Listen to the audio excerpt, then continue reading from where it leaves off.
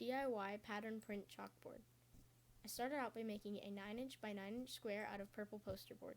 It can be any size and any color, but I recommend that the material you use is strong enough to withstand the chalkboard paint. Definitely not paper, even not cardstock, definitely more like a cardboard material. I was inspired by Jennifer from Sea Lemon, who made a video on HGTV Handmaid's channel for their white tennis shoe challenge. I thought it was a really great tutorial. Her tutorials are so easy to follow, along with HGTV's, so I recommend that you go subscribe to both of those channels. I'll put links in the description, along with a link to the video so you can learn how to make the stamp. It's very easy. All you need is some craft foam, a pencil, some scissors to cut it out, and the paint you're going to use to stamp it on. It's a great tutorial along with all of her other videos, so I recommend that you subscribe to her and HGTV Handmade so you can learn a lot about DIY.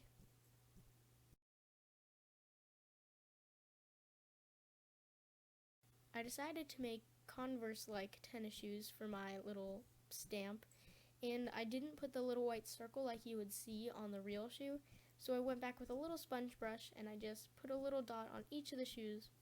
Well, I actually forgot 2 of the shoes, but I didn't realize that until after I had put the chalkboard paint on top. So once that was all dry, I just drew little chalk circles, and you can't even hardly tell the difference unless you erase the whole thing. I really liked the rugged look of Jennifer's pineapples, so I went for the whole black background with the yellow and green on top. I think it looks really cool.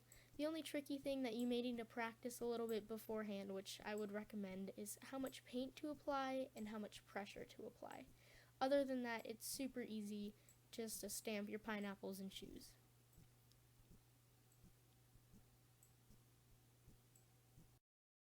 I'm using a clear chalkboard coating. It only cost me about $6 from my local craft store.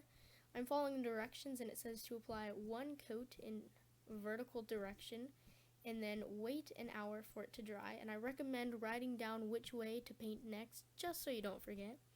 So I set my timer, and it turns out I waited over 2 hours. And make sure your brush is 100% dry before you start this next, and you just apply it in the opposite direction of the first coat. It doesn't matter if you do it horizontally or vertically first, just as long as they're going in opposite directions. And coincidentally, Sea Lemon actually used this same brand of paint as me in another one of her videos. Go figure. You need to let this sit for at least 24 hours, so start your timer or maybe just wait a few days. After that, you need to season your chalkboard, so do this by taking a piece of chalk, laying it on its side, going up and down in one direction and then going in the other direction, and then wiping it with a dry paper towel. I definitely recommend that you only use a dry paper towel to wipe off your creation, but you can use a damp paper towel, but I definitely don't recommend it.